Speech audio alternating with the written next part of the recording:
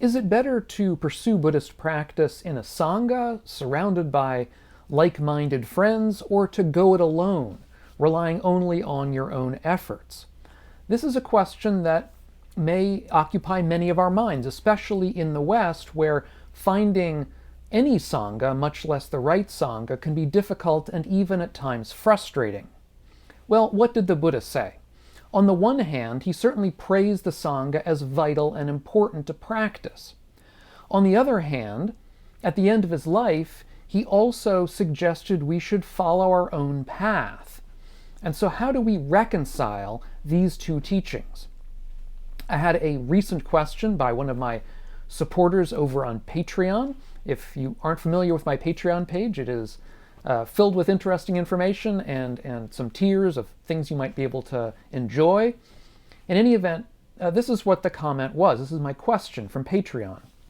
Could you discuss in one of your videos the discrepancy between what the Buddha said about the importance of the Sangha, it was very important to belong to one, and what he said on his deathbed about being an island unto oneself, seeking no external refuge? Was it because in the first instance his audience was the lay or recently introduced followers, and the second instance was to attendant Ananda, who was already enlightened? In this video, I'm going to go through what the Buddha said about the importance of Sangha, as well as what he said on his deathbed about being an island unto yourself, and see how we can reconcile these two apparently conflicting pieces of advice in a way that makes sense to us today. Indeed, we might think that the Buddha would say that Sangha was important for those of us who were in training, who were not yet enlightened, and that perhaps for those who were enlightened, being an island unto themselves was sufficient. However, in this case, Ananda, his close attendant, was actually not enlightened at the time that the Buddha gave him this advice. He only became enlightened, at least if we follow the suttas, he only became enlightened after the Buddha's passing. So in this instance, in both instances, he was talking to people still in training, although we might assume that his audience might have included arahants as well, that is, those who were already enlightened. So first, to discuss the importance of the Sangha.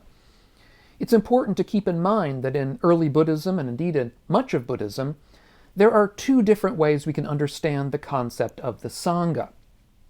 One of these we might term the perfected Sangha, and the other the actual Sangha of practicing monastics.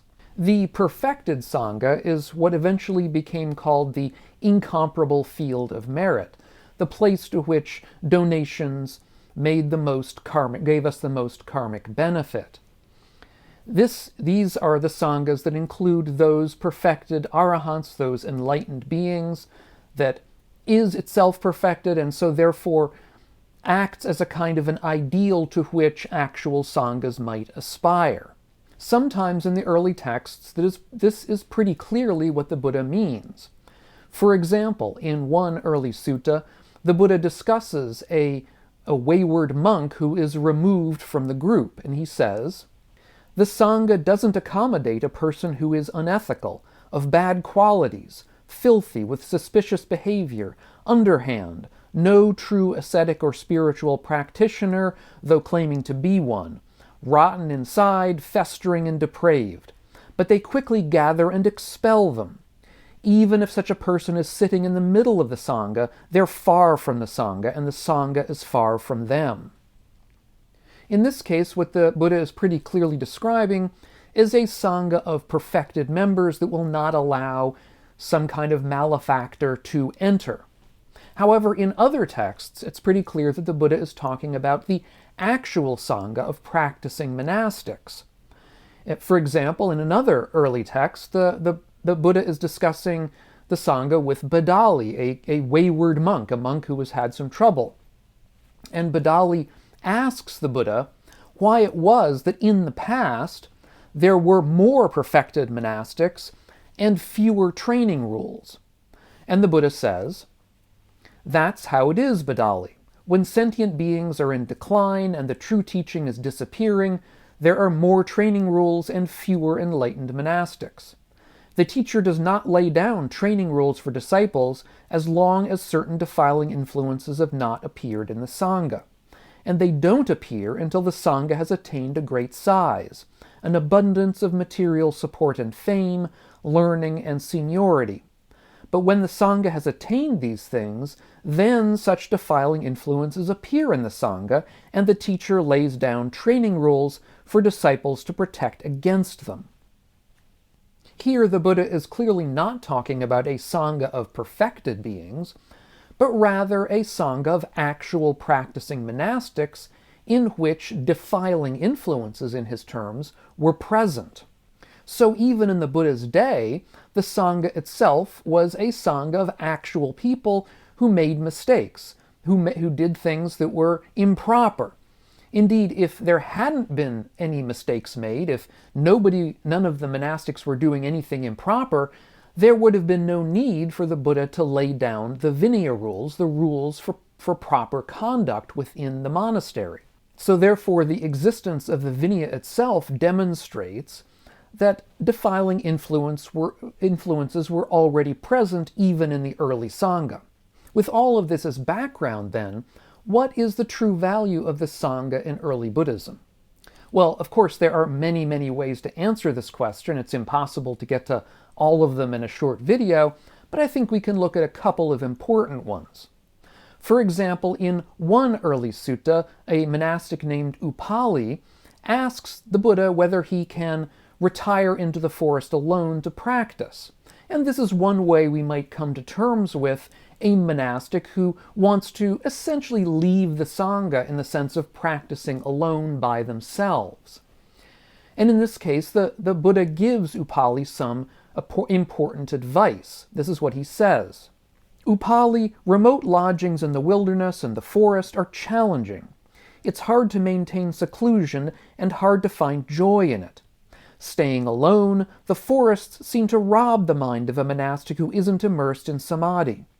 If someone should say this, though I don't have immersion, I'm going to frequent remote lodgings in the wilderness and the forest, you can expect that they'll sink down or float away.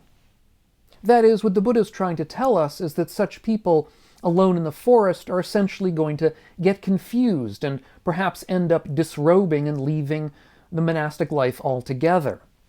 So in order to be able to support this kind of aloneness for long periods of time, we have to be able to master deep states of meditative absorption for long periods of time. And for those of us without that ability, the comfort, or I should say the association with other like-minded individuals provides us comfort and protection. As the Buddha then eventually says to Upayadhi, "Come on, Upayadhi, stay with the Sangha. If you stay with the Sangha, you'll be comfortable."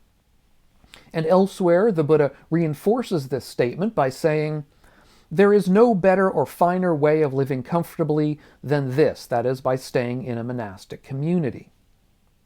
The Sangha provides a supportive environment, giving us access to spiritual friends who will provide comfort, aid, help, direction along the path. This spiritual friendship is one of the aspects of community that the Buddha considers primary along the spiritual path. Of course, as we've seen, a larger Sangha comes with challenges like ethical lapses and even internal disputes.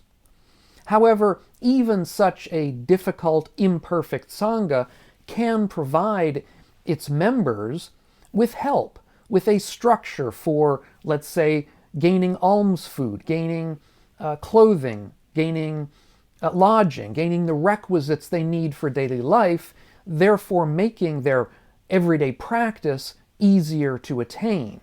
Monastics can focus on their practice, and this is one of the important parts about being part of a Sangha, is that it enables its members to essentially professionalize their practice, to make their practice the focus of their lives. But now let's turn to different advice that the Buddha gave at the end of his life. When the Buddha was talking to Ananda, indeed in a couple of suttas in different ways, but the same message, what the Buddha had to say was this: to live as your own island, your own refuge, with no other refuge. Let the teaching be your island and your refuge, with no other refuge. And the question before us is whether the Buddha meant therefore to dismiss the ideal of the Sangha by giving this kind of advice. And I would argue that that is very far from the Buddha's message here. Instead, this message is intended to reinforce the truth that nobody, not even the Buddha himself, can do our practice for us, that our practice is our own individual responsibility. The Buddha then goes on to ask the further question of what it means to live as your island and refuge with no other refuge, and live with the Dharma as your refuge with no other refuge. And he says that what that means is to follow the four foundations of mindfulness. Whether we are in the Sangha or practicing alone, it is the foundations of mindfulness that truly anchor our practice.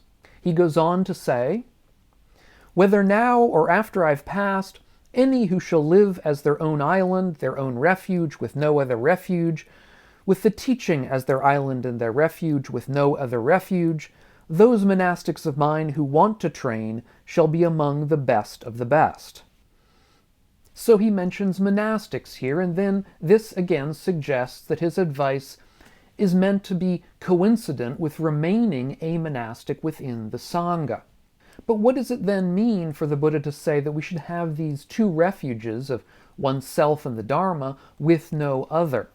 Speaking of the Dharma as our refuge is unproblematic. After all, the Buddha and the Sangha are only refuges because of the Dharma, because they teach us the Dharma, because it's within their purview, within their words, their teachings, their friendships, their leadership, that we learn the Dharma and are able to practice it. So the Dharma really ends up being the focus here. And as we know, the Buddha himself will pass away, did pass away. The Dharma itself is imperfect, it's liable to decay and imperfection. And so at the end of the day, our practice must be grounded, must be anchored in mindfulness, in the Dharma, in ourselves. So to recap here, for the Buddha, the Sangha was seen in two lights. On the one hand, it was seen as an idealized Sangha of perfected beings, and as such was an object of the highest value. But on the other hand, it was seen as a Sangha of imperfect beings, of defilements, and of constant decay. It was indeed a Sangha that was decaying even during the Buddha's own lifetime, which is why he continually instituted new monastic rules. Ultimately, the Sangha is a powerful resource, a place of friendship, of guidance, and of protection. However, it's also something that existing in the real world is itself imperfect and liable to decay. And as such, we must always be responsible for our own practice, for the path that we walk by ourselves. By taking personal responsibility in this way, by balancing this need for community with our own personal dedication, we can walk the path in the most skillful manner. So what I would ask you today is what community means in your own practice. How important is it to you? You can leave your comments down below, and I'll be sure to get back to them. I read them all. I'll be sure to respond to you. If you have comments or questions, please let me know. And if you would like to see a past video of mine about the central importance of the Dharma among the three jewels, I have a past video about that. I'll leave it up here on the screen if you haven't seen it. Thanks so much for watching. If you're getting something out of these videos of mine, as I said at the beginning, take a look at my Patreon page, which is linked up here on the screen and down below in the notes, and see if you want to help support the channel and the work that I'm doing. Thanks so much, and we'll catch you on the next video. And meanwhile, all of you, be well.